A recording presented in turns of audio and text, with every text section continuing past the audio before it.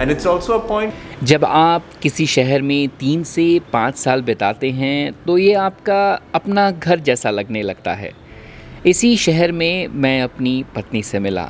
4-5 साल यहाँ रहने के बाद हमने शादी की, तो अब यही हमारा घर है। पर मैं ऐसे शहर में नहीं रहना चाहता जहाँ प्रदूषण से सब कुछ बर्बाद हो रहा हो। बतौर शहर रहने के लिए यह एक शानदार जगह है, खासकर तब जब आप युवा हैं और आईटी क्षेत्र में काम करते हैं। इसका मतलब यह है कि यह एक संपन्न शहर है। इस संपन्नता की वजह से यहाँ उपभोग करने की संस्कृति बढ़ी है। Is comparable to what you would consume in the West.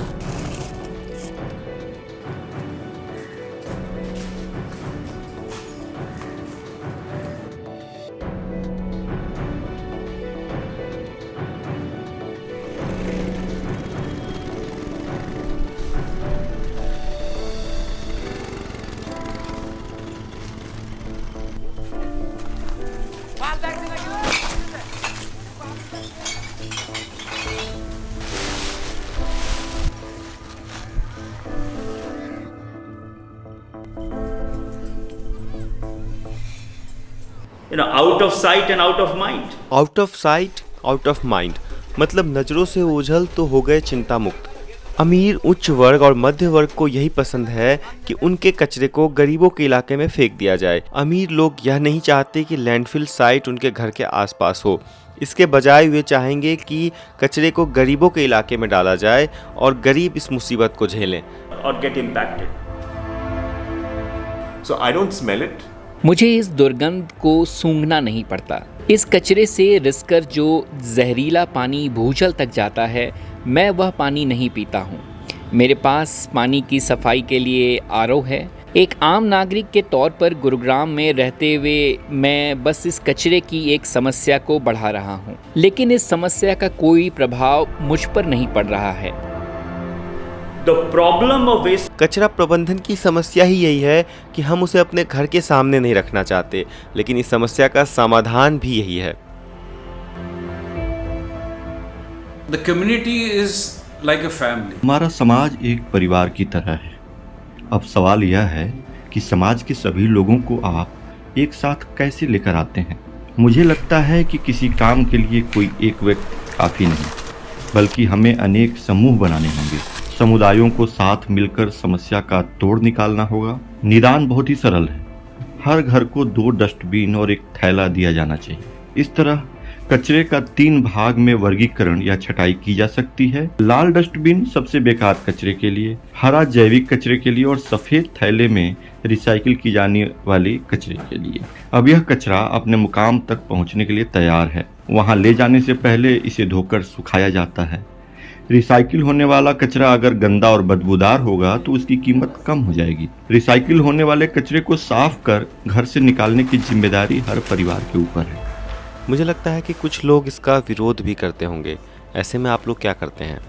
यहाँ मेरा मानना है कि आप 60% लोगों के साथ शुरू करो। लोग एक दूसरे को देखकर प्रेरित होंगे और ज़्यादा लोग सफाई की मुहिम से जुड़ेंगे। इसके बावजूद 10 से 15% लोग होंगे जिन्हें इस बात से कोई ना कोई समस्या होगी। उनको साथ लाने के लिए मेहनत करनी पड़ेगी। अगर 5% लोग तमाम कोशिशों के बावजूद भी साथ नहीं आते हैं तो आपको उनके बिना ही आगे बढ़ना होगा। कचरा घरों से जमा करने के बाद उसे कंपोस्टिंग साइट पर ले जाया जाता है। किचन से निकले कचरे की हम एक बार फिर छटाई करते हैं, क्योंकि उसमें प्लास्टिक या कोई और अवांछित चीज़ हो सकती है। अब इसमें हम सूखी पत्तियां और लकड़ी का बुरादा मिलाते हैं। बुरादे में अत्यधिक मात्रा में कार्बन होता है। इस मिश्रण को डब्बों में भरकर रख दिया जाता है। कुछ समय बाद इसे एक एक कर खाली करते हैं। इसे कुछ समय के लिए ज़मीन पर बिछाकर छोड़ा जाता है।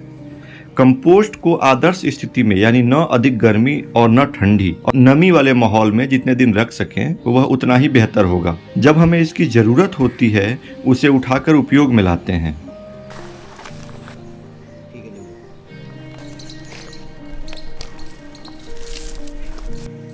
हमने अपने इलाके में एक स्थान तय किया है जहां दूसरे तरह के कचरे की छटाई होती है और उसे बेचा जाता है।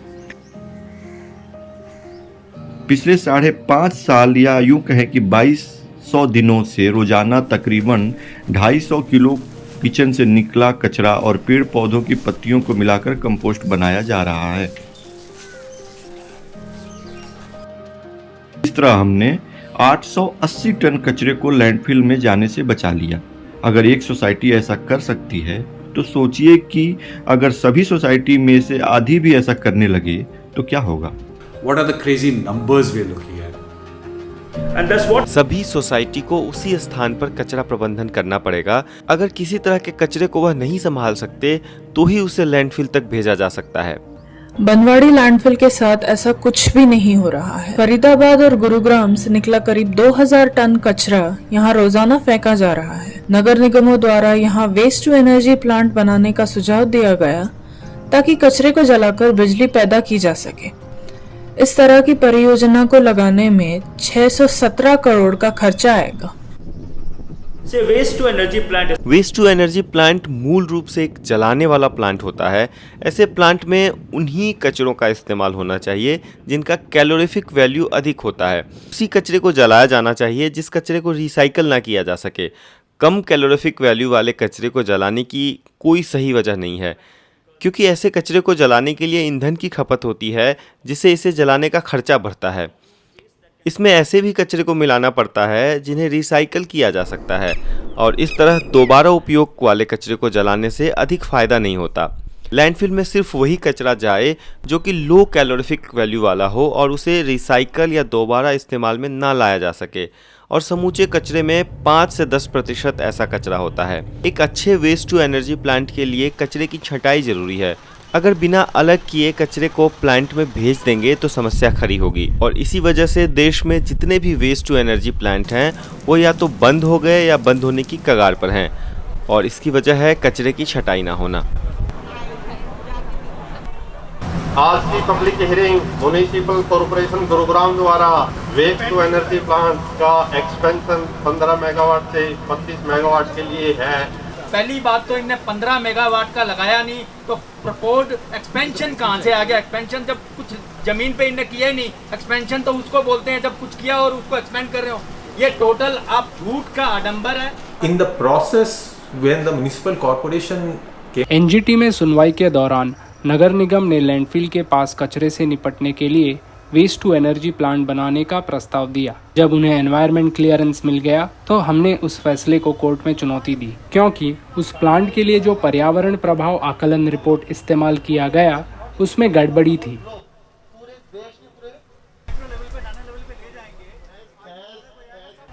फरवरी महीने में उन्होंने एयर पोल्यूशन का डेटा दिया। उस वक्त हवा में PM10 की मात्रा 160 से कम थी। उस समय CPCB का आंकड़ा गुरुग्राम में 200 से अधिक दिखा रहा था। in the Gurgaon. And it really begs the question. अब यह सवाल उठता है कि एक एजेंसी के तौर पर आप पिछले 10 साल से आप गुरुग्राम का कचरा उठा रहे हो और आपने अब तक कुछ बेहतर नहीं किया है।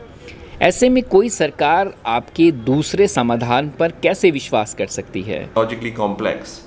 Segregation was not complex.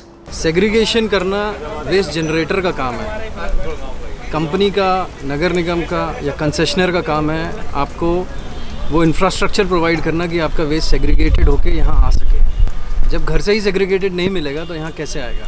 एक अंग्रेजी अखबार में आप विज्ञापन दे देते हो और यहाँ पे आके बैठ जाते हो। अगर आप सही मायने में जन सुनवाई करना चाहते हो तो गांव में क्यों नहीं जाते? सर आज 4 साल में ये 17 मीटर से 42 मीटर का पहाड़ बना दिया। इस पहाड़ को देख के शर्म नहीं आती? ये खड़े करे। Yes we agree the problem is in the design, but हमने नहीं चूज करी। हमने तो जब एग्रीमेंट साइन किया हमको बोला यही है। गुड़गांव के अंदर कम से कम 6000 RWS हैं या बल्क वेस्ट जनरेटर्स हैं जो कूड़ा जनरेट कर रहे हैं। आपने 6000 कंपोस्टिंग यूनिट्स क्यों नहीं लगाए? इसके जिम्मेदार आप हैं अगर वो नहीं। इको ग्रीन को आगे सबने ईविल ऑर्गेनाइजेशन डिक्लेयर कर दिया, पर किसी ने भी इको ग्रीन का एमसीजी से एग्रीमेंट नहीं पढ़ा। सो एक public opinion cannot justify our acts. We have submitted 1,408 names of bulk waste generators who are not following SWM rules and they are not paying user charges and they have not been penalized so far. Banwadi landfill ने कचरे की छटाई की जरूरत की ओर ध्यान दिलाया है। इसने वेस्ट टू एनर्जी परियोजनाओं की खामियों और चुनौतियों को भी उजागर किया है। So you have different हमारे पास कई गुणवत्ता के वेस्ट टू एनर्जी प्लांट हैं। यहाँ मैं गुणवत्ता को प्रदूषण कम करने की क्षमता से जोड़कर देख रहा हूँ। आपके पास बहुत उच्च क्षमता का प्रदूषण नियंत्रण क्षमता वाला प्लांट हो सकता है जहाँ उत्सर्जन की मात्रा काफ़ी कम हो सकती है, लेकिन ऐसा प्लांट हम नहीं बना रहे हैं। यूरोप और स्वीडन के पास वेस्ट टू एनर्जी प्लांट काफ़ी उच्च गुणवत्ता वाले हैं, लेकिन वे भी नया प्लांट नहीं बना रहे हैं। हम जिस तरह के प्लांट बना रहे हैं वह अच्छी गुणवत्ता वाले नहीं हैं। वह प्रदूषण नियंत्रण के जो मापदंड हैं उन्हें भी शिथिल किया गया है और उनका ठीक से परिचालन नहीं हो रहा, क्योंकि हम उन्हें कचरा अलग अलग करके नहीं देते हैं। इन वजहों से उनका खर्च भी अधिक है और वे प्रदूषण भी फैला रहे हैं, और इसी वजह से आए दिन आप कई विरोध प्रदर्शन देखते हैं। All of us जैसे हम लोग कोविड से प्रभावित हुए, इसने किसी को नहीं बख्शा। इसी तरह वायु प्रदूषण से हम लोग प्रभावित होंगे, यह किसी को नहीं छोड़ने वाला। इस बात से कोई फ़र्क नहीं पड़ता कि आप गगनचुंबी इमारत में रहते हो या एक झुग्गी बस्ती में। बनवाड़ी लैंडफिल के पास बनने वाले वेस्ट टू एनर्जी प्लांट के लिए अनुमति मिलनी अभी बाकी है। इस बीच आम नागरिक, सामाजिक और पर्यावरण कार्यकर्ता इस प्लांट का विरोध कर रहे हैं।